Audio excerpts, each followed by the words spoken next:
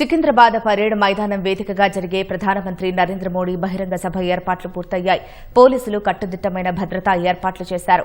సభ ఏర్పాట్లను కేంద్ర మంత్రి కిషన్ రెడ్డి, బీజేపీ రాష్ట అధ్యకుడు రామచంద్రరావు, మల్కాజ్గిరి సిపి సుమతి పరిశీలించారు.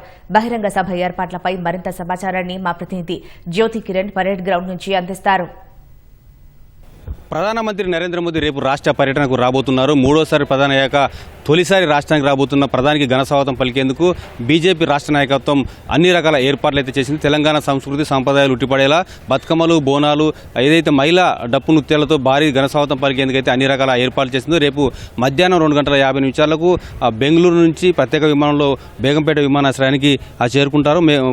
చేరుకున్నాక ప్రధానమంత్రికి బీజేపీకి సంబంధించిన ప్రజాప్రతినిధులు, అంతేకాకుండా అధికారులు ఘనస్వాగతం పలుకుతారు. అక్కడ నుంచి హెలికాప్టర్లో హెచ్ఐసిసికి వెళ్ళి అక్కడ ఏదైతే కేంద్ర ప్రభుత్వం ఆధ్వర్యంలో చేపట్టినటువంటి సంక్షేమ పథకాలకైతే శంకుస్థాపన చేస్తారని చెప్పి అటు అధికార వర్గాలు కానీ బీజేపీ వర్గాలు అయితే చెప్తున్నాయి.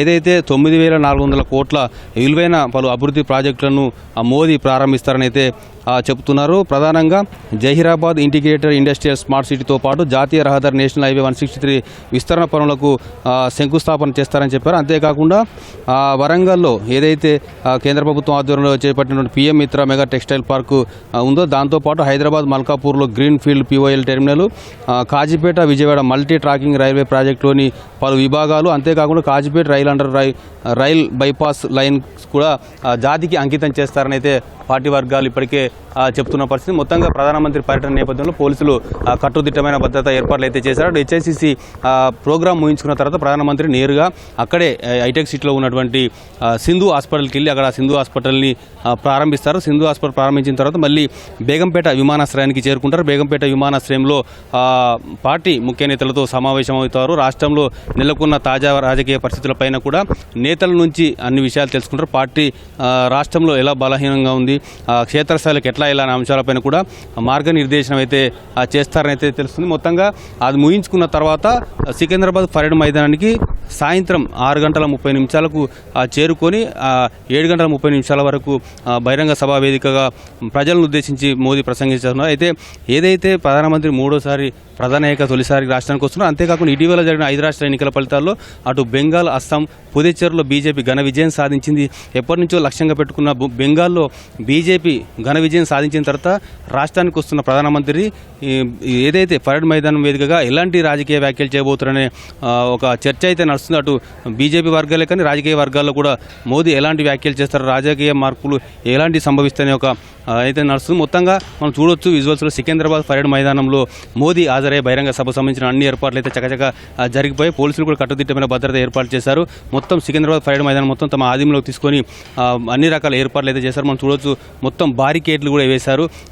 మొత్తం వేసవికాలం కావడంతో ప్రజలకు ఇబ్బంది తలెత్తకుండా పెద్ద పెద్ద టెంట్లను కూడా వేశారు. దాంతోపాటు ప్రజలు కూర్చునే విధంగా అన్ని రకాల సీటింగ్ను కూడా ఏర్పాటు చేశారు. LED తెరలను ఏర్పాటు చేశారు. ఎండాకాలం కావడంతో ఇబ్బంది తలెత్తకుండా ఉండేందుకు ఫ్యాన్లను కూడా ఏర్పాటు చేసిన పరిస్థితి. మొత్తంగా ప్రధానమంత్రి హాజరయ్యే ఈ సభ కోసం దాదాపు 2 లక్షల మందిని సమీకరిస్తున్నట్టయితే బీజేపీ వర్గాలు చెప్తున్నాయి. పెద్ద ఎత్తున మహిళలతో పాటు యువత ఈ బహిరంగ సభకు తరలివచ్చే అవకాశం ఉందని అయితే పార్టీ వర్గాలు చెప్తున్నాయి. ఇప్పటికే జన సమీకరణ కోసం పార్టీకి సంబంధించినటువంటి ప్రజాప్రతినిధులను జిల్లాలకు ఇన్ఛార్జీలకు ఇచ్చి జన సమీకరణ కోసం ప్లాన్ చేశారు. ప్రత్యేక వాహనాలను కూడా ఏర్పాటు చేసి సికింద్రాబాద్ పరేడ్ మైదానానికి తరలివచ్చే విధంగా ఏర్పాట్లు అయితే చేస్తున్నారు. ప్రధానమంత్రి నరేంద్ర మోదీ హాజరైన తర్వాత ఏదైతే బహిరంగ సభ వేదికగా చేసిన తర్వాత రాష్ట్ర రాజకీయాల్లో పెనుమార్పులు సంభవిస్తాయని అయితే పార్టీ వర్గాలు భావిస్తున్నాయి. ప్రధానమంత్రి పర్యటన తర్వాత రాష్ట్ర కాషాయ శ్రేణుల్లో నూతన ఉత్తేజం కూడా వస్తుందని చెప్పి కూడా బీజేపీ వర్గాలు చెప్తున్నాయి. మొత్తంగా ప్రధానమంత్రి నరేంద్ర మోదీ పర్యటనను రాష్ట్ర నాయకత్వం ప్రతిష్టాత్మకంగా తీసుకుంది.